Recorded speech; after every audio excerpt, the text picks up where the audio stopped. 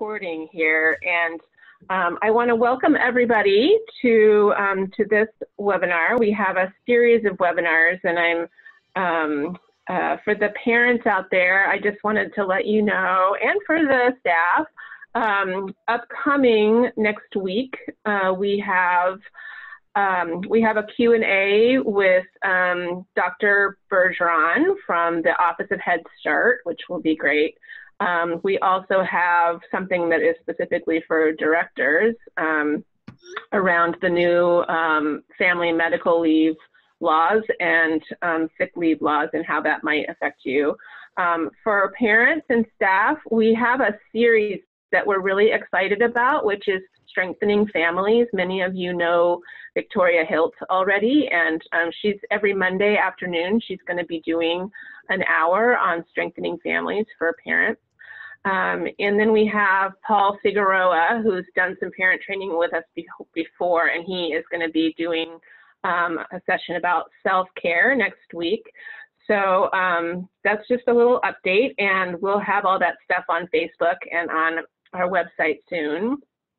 But really today, I'm really excited to welcome Elliott and Paul from Chess for Life. We have been doing this awesome partnership for the last couple of years to put chess into early learning settings. And so, Joel, do you have anything to add? No, I'm excited that we're getting to do this. We're trying to, really provide you guys with a lot of different variety of options while you're home. And yeah, it's been great working with the Chess for Life guys. They've really been awesome. We've been piloting the early learning chess curriculum in a number of Head Start and ECEAP sites. I think some of you are participating on that.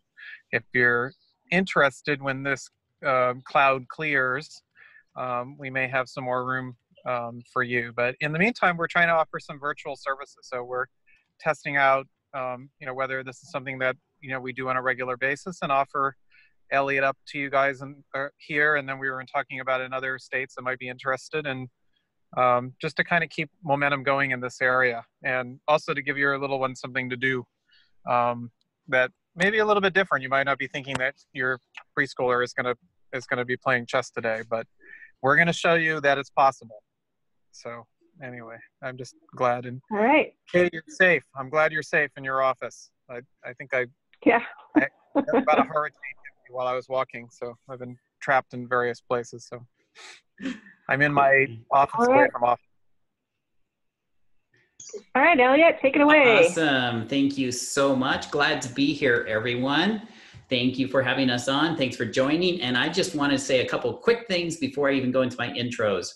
Number one, stay on the call to find out how to get free chess sets. When we get to the end, got some updates for you in that front. Number two, I'm looking at giving away today an autographed copy of my book, which published 18 months ago. So, and you'll find out just one today.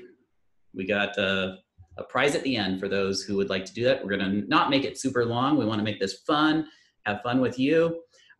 Give you some tips, and next key point is you do not need to know a thing about chess for today's webinar. You may learn something, you may have fun, you'll find out some things you can do with your kids, but that's a little bit of the background there. Myself, my background, founder of Chess for Life, it's been a joy to partner with Joel, Katie, and the team and people around the state now in using the game of chess activities to build kindergarten readiness. And I blame Joel for me being part of this group. I mean, thank you, Joel, for roping me in and really opening my eyes to the importance of early childhood education just over 3.5 years ago. So excited to be here. I think the simplest way we can do this is to, after a couple of intros with Paul as well, dive right into some fun activities so you can see how this actually can work with 3, 4, and 5-year-olds. We do actually have a 2-year-old classroom doing the activities. We never intended that, but they're still doing it. But we're going to be focused upon a few activities. Then at the end, we will also have resources and how you can get some of those resources. Happy to share those as we move on. So that's my quick intro. If you want to learn more about me, go visit our website, chessforlife.com. I can post that in our links, or my co-host can post that, or visit my website, elliottneff.com or ponsjourney.com, those kind of things. Google us. Google's out there, right?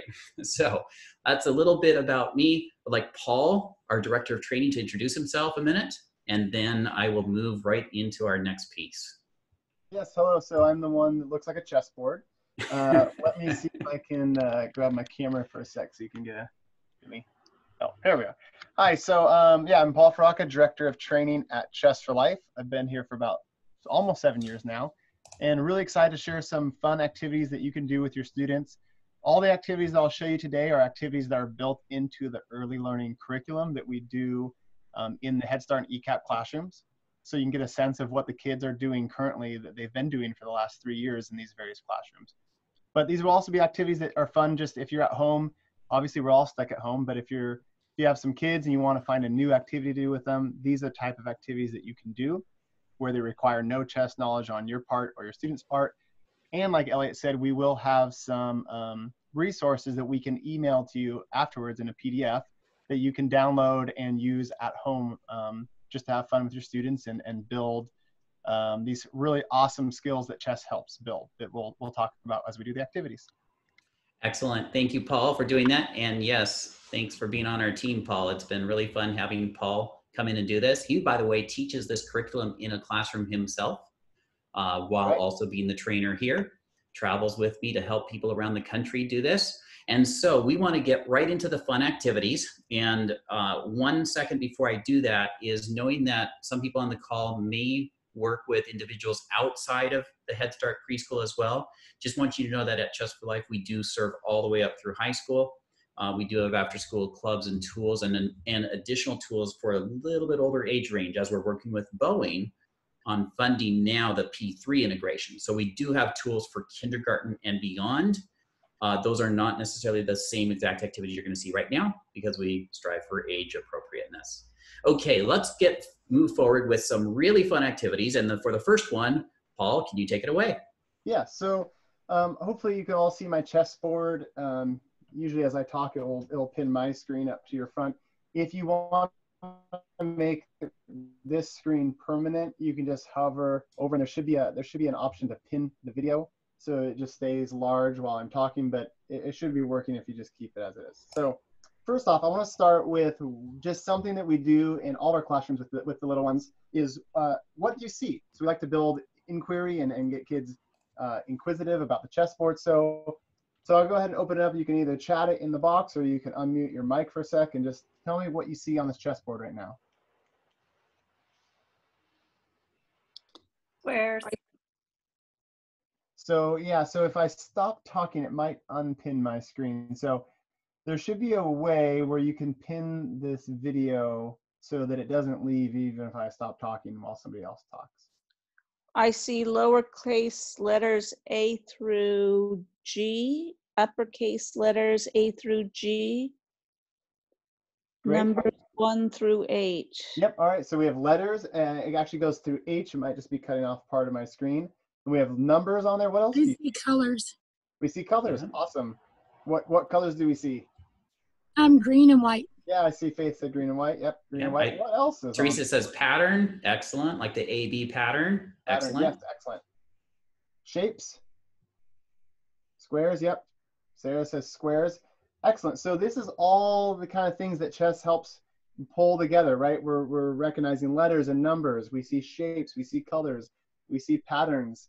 I had a little bit of a dirty chessboard at one of my classes, and a kid said he saw a black spot on it. So, you know, kids are really creative and have fun with this. But this is just how we open up chess to the kids, is we just let them explore the board and get familiar with this. And we talk about this is a really fun game with lots of really cool special characters that you get to learn about.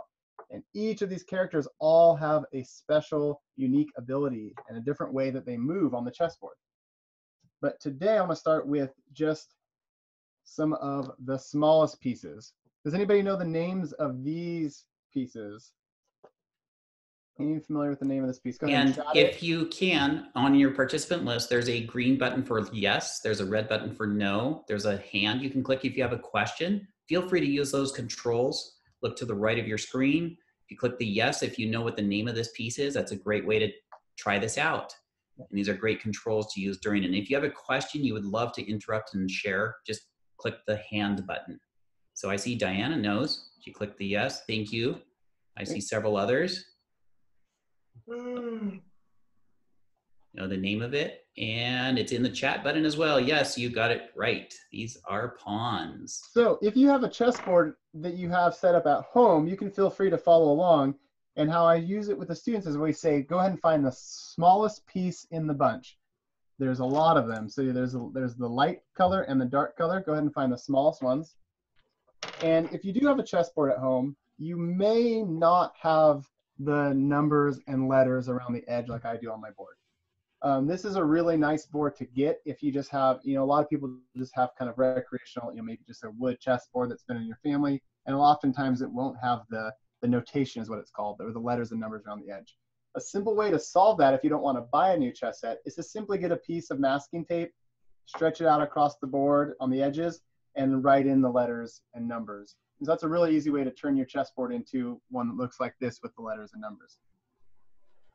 So when looking at the board, we find the number 2. And what I do with the students, I give them all a pawn that they get to hold in their hand and ask them to find the number 2. And the light pawns line up in a line along the second row. And in chess language, it's called the second rank. And we always want to be sure to use the appropriate chess language with the kids and then explain what it means. So I say, can everyone say second rank? And they all repeat, second rank. Second rank. And I say a rank is just a row or a line on the chessboard. And then we say, have you ever been in a line before? And the kids say, yeah. And say, do your lines look nice just like this? And they all say, no. And so, but the light pawns go on the second row or second rank. The dark pawns go along the number 7 or the 7th rank. And so we have all the kids find the number 7, practice saying the 7th rank, and then they line up the pawns. So once we have the pawns lined up, we can say, all right, how many pawns are there? It looks like a lot of them. Let's count the light ones together. Ready? 1, 2, 3, 4, 5, 6, 7, 8. There's 8 light pawns. And then we could count the dark pawns. There'd be 8. And then we could count them all together and we would get to 16 pawns. So you can see here, this is just a really quick intro to the game. And these are the types of activities we do with the kids. And these are the type of activities you can do at home with them. And you can start seeing how we really are working on the basic math, working on pattern recognition and spatial relationships. So each piece gets their own square, right? So pieces aren't sharing squares. And Elliott might have mentioned this in the intro, but the chess program is really not meant to teach kids how to play chess. We're not trying to prepare our 3-year-olds to become the next world champion in chess. What we really want to do is use the fun game of chess and all these little kind of fun activities that are going to be new and exciting to the kids to really help prepare them for kindergarten. So we're really working on kindergarten readiness. So being able to count, recognize letters and numbers. When we get back into our physical space with each other, chess is great for working on social emotional skills. Kids reach across the chessboard and shake hands with each other. They say good luck, good game, and they practice working on taking turns. So what a fun game after we learn how to set up the chess pieces is we do a fun race with the pawns. And so we get out our timer, and then we have all the kids race to set up all the pawns and see how fast they can do it. So with that, I'm going to join in here.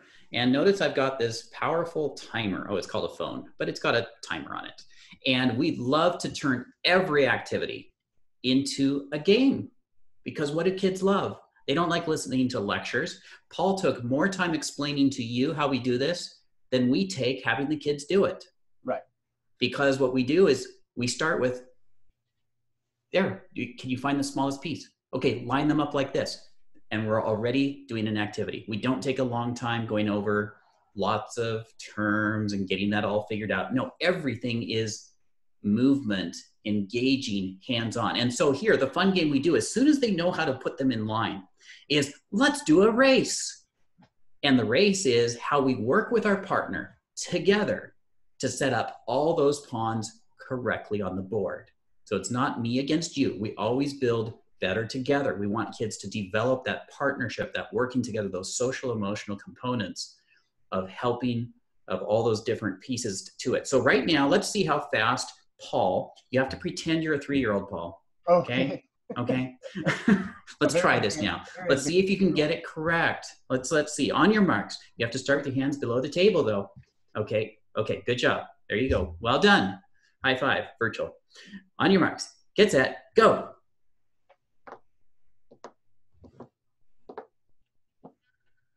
He's helping his partner now. Look at that. Oh, great job, Paul. 8 seconds, 0.25. Wow, you did a great job.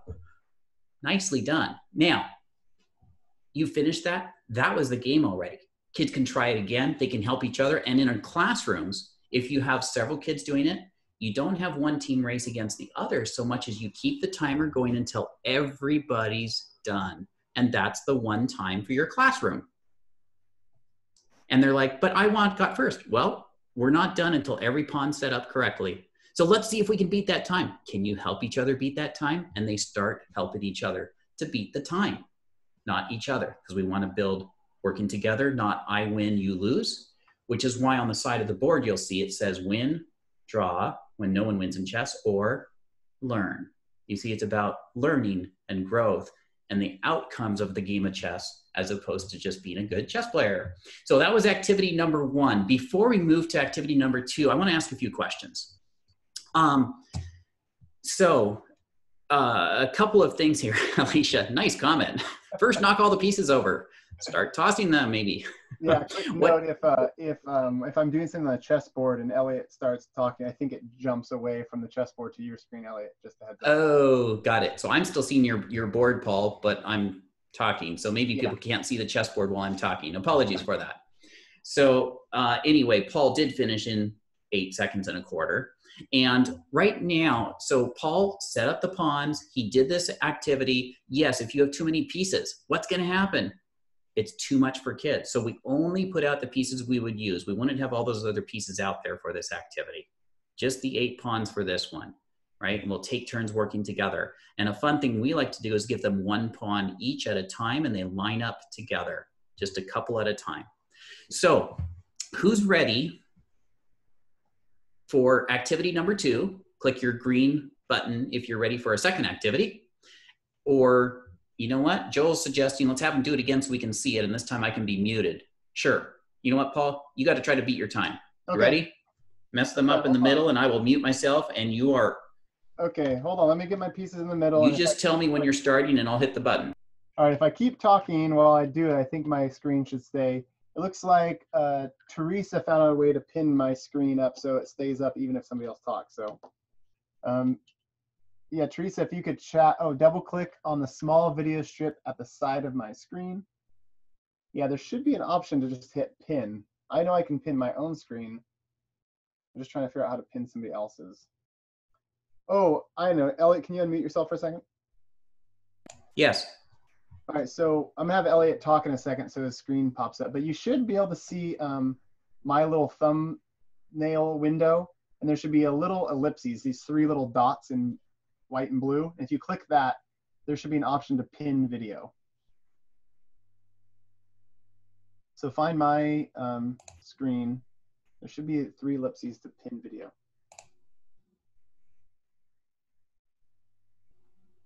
If you've got it, please hit the yes button. If you don't, please hit the no button, just so we understand.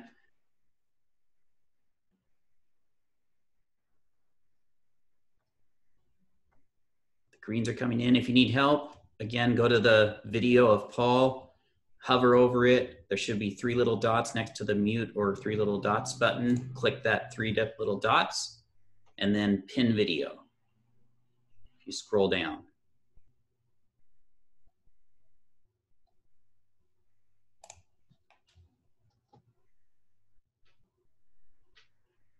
Okay, 6 with yeses, a few with uncertain. If you couldn't, go ahead and hit the no button and we'll understand.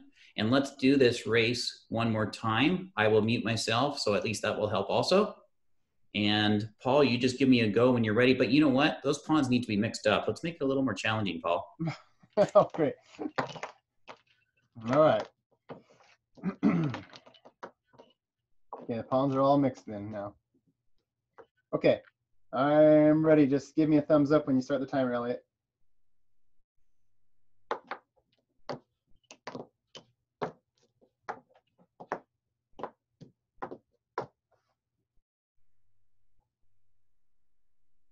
Okay. 8.15 instead of 8.25. Great job, you improved. Thanks, Elliott. Okay, so this completes activity number 1. Could you see yourself doing that with your kids?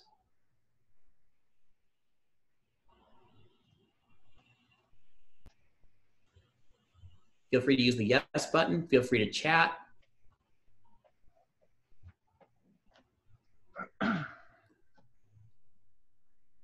Excellent, thank you very much. I'm gonna clear the hands now. And are you ready for another question? Who's ready for activity number 2?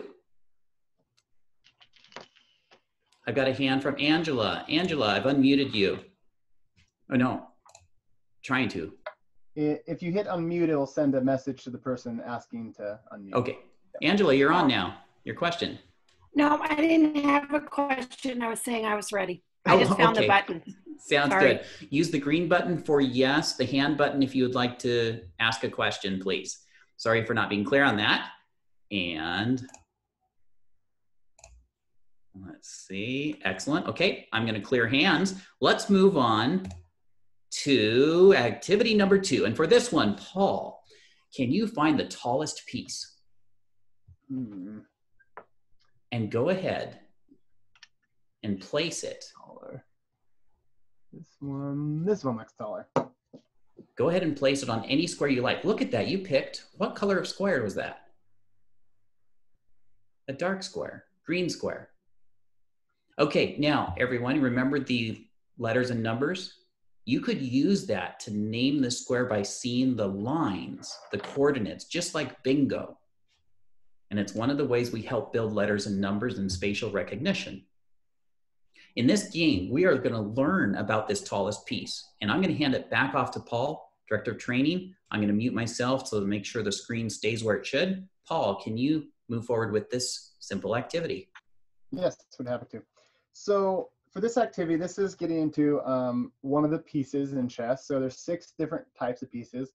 And previously to this activity, if you're going through the early learning curriculum that we have, we introduce some of the pieces, and they actually get to practice grouping pieces. So pieces that look alike, they can put them in groups, and then they get to work on that part of that skill, finding things that look alike. So then we get into the piece movement, and we start really, really simple. And again, remembering that this is not about developing great chess players in our 3, 4, and 5-year-olds.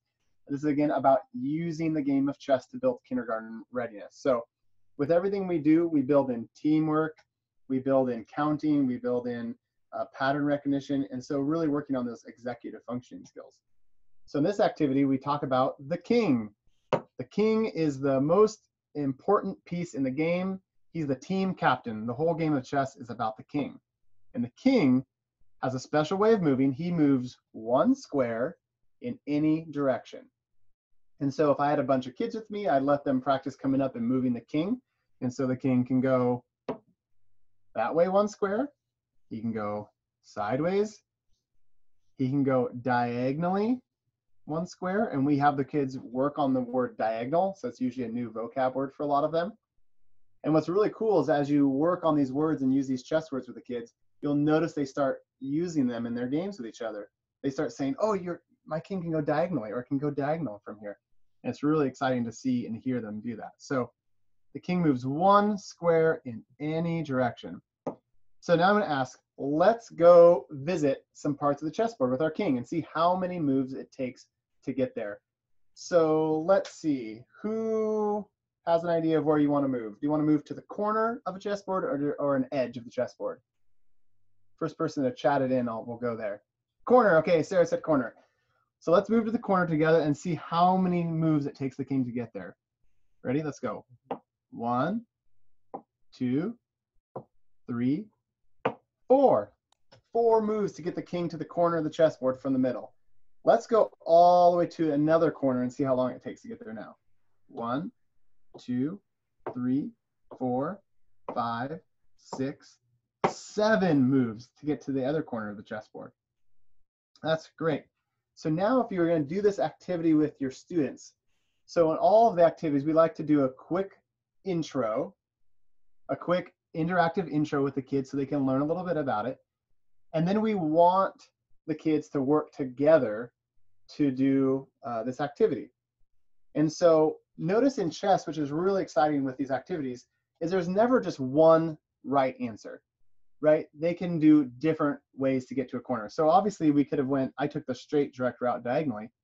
If the kids, when they play, if they take a fun zigzagging route all the way to the corner, not a problem. We just want them counting every move as they go. Again, we're building that counting and then letting them explore the chessboard is going to be really valuable for them. So the next activity, when we have kids work on this together, if you're going to do this at home with your student, you could say, okay, let's take turns moving the king together to a corner. And so I get to make a move. Let's visit this far corner. I get to make a move. All right, now it's your turn. And maybe they move this way, and then it's my turn again. And so you can take turns all the way to the corner. Once they get that down, what we like to do is we like to add a pawn to mark a square. And so you can give your student a pawn and say, go ahead and put the pawn anywhere you want on the chessboard. And we use a pawn of the opposite color. So if we have a light king, we'll get a dark pawn. If we have a dark king on the board, we'll grab a light pawn. So you can have your student place the king or place the pawn anywhere on the chessboard. They could even take the king and place it anywhere else on the chessboard. Just let them place it far away from the pawn somewhere so they don't get too close.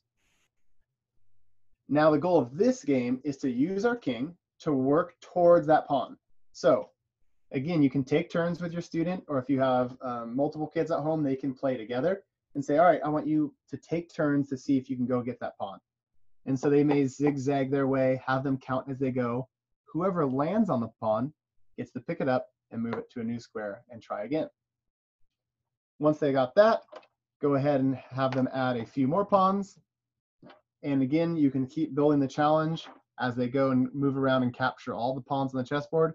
We usually end around 3 or 5 pawns on the board, but if your kids are really having fun and can do this, you can add all the way up to 8. And they can take a tour around the whole board, capturing the pawns and taking them off. And then you can see how many pawns they were able to capture. So that's an example of one of the pieces and how we teach it and how you can work on it with your kids. So thank you. Yeah, I'll pass it back to Elliott. Thank you, Paul. Really appreciate that.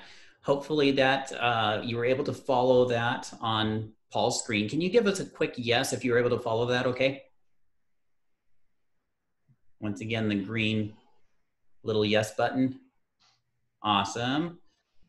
Very good. Thank you so much. Feel free to raise your hand if you had questions. And we're going to be wrapping this up really quickly because we didn't want to take too long on this Zoom call. You'll be more than welcome to send questions later. And I've got a number of follow-ups really quickly. If you're a teacher, some of the teacher resources, for example, if I share my screen right now, I'm going to show you our platform right here. And you should be able to see my screen now, where the unit Paul was just working on is called Unit 3. So the curriculum's in there. It's how to do it, what to do. And we have little flashcards such as this that shows how the king moves. 1 square anywhere. We love little rhymes, little things like this. These are some of the units that are used as we work with students, resources for you. If you also just look at my screen here or at my camera, you'll see this. See this resource? This is called booklet number 1, Fun and Simple Activities. Not sure if my camera reverses it for you, but this is a little booklet which we are happy to make available to everyone. Again, this is all part of the Boeing grant resources. Inside it, you'll see this activity chart. So for at home, this is an at-home booklet. It can be used in many settings. You could mark off as each activity is done. This simple booklet is something that we can make available digitally to everyone. You could print it, you could download it, or trying to get a physical copy might be difficult at the moment, but this is a resource. When the kids finish it, they can move to the next one. So that's one resource we wanted to mention today. Before we wrap up here, can you all take a moment, and I'm going to then talk about some free set opportunities, different things like this. This little booklet is also available in Spanish. So there's a Spanish translation for this for families who are, you know, would prefer that version of it. And there's plenty of other resources available. We're more than happy to make available through links or such. But could you chat into the window here any additional elements that you noticed in these activities of how it maps to the kindergarten readiness objectives you're trying to accomplish? So just shout out one in the window by using the chat function. Planning, thank you, Angela. Taking turns, Tanea, great. Counting, absolutely. Yes, we will send the electronic version to Katie and she can send on out. Spatial relationships, direction. Joel, winning at all costs. Very funny. For some reason, we didn't map that to any of our activities, whereas we mapped up recognize and recall. Absolutely. You'll notice I didn't really have time to show it here, but in the curriculum, we show some of the ones it maps directly to in each activity. We've done some of that work for the teachers already. And so this is just a fun way for kids to have fun, really, playing activities that are building the outcomes that we want to see. So thank you. Because of our time, I'm going to jump to the next item. Thanks for putting those elements in here. Free chess sets.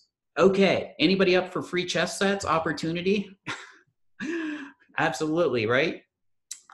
Here's, can add tribal language. Diana, great point. We have a request for 8 different languages already.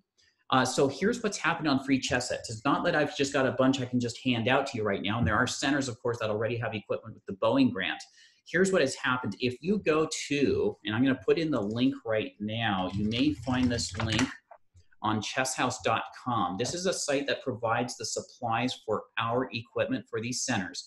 They just posted, and last I checked, they had not run out yet, a free set offer, 100% free, for just nothing. The shipping and everything included. It's a small set. It's the magnetic version. They're giving away 500 of them just to help kids who are stuck at home. So last I checked, they still had some. If they are out, here's the heads up that very few people know yet. There's a friend of mine who's a donor, wants to support these programs. He's going to put up another 500. But this time, his new one that he's going to put up is, I will just show you the actual product. If you were to go to this link, this is the product that he is going to donate, shipping included, for 500. That is going to be posted very soon. I have a call this afternoon to figure out the date. We will be happy to share all the details to Katie and Joel, who can then just put this out to the community. It will be a first come, first serve when it happens. But there are people who care about these kids who really want to support, and so they're going to put this out. In the meantime, I will also say that at Chess House, our supplier, we've had a long-term relationship for partners.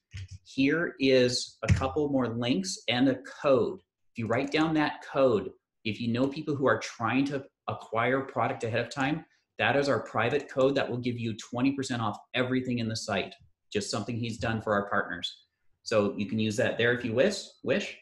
Here is another quick item. If you want to get for, not for your 3 to 5 year olds, but really if someone just doesn't know chess at all and they would like to learn a little bit more than we showed on this call, we'll send you different resources. Here's another tool you can use.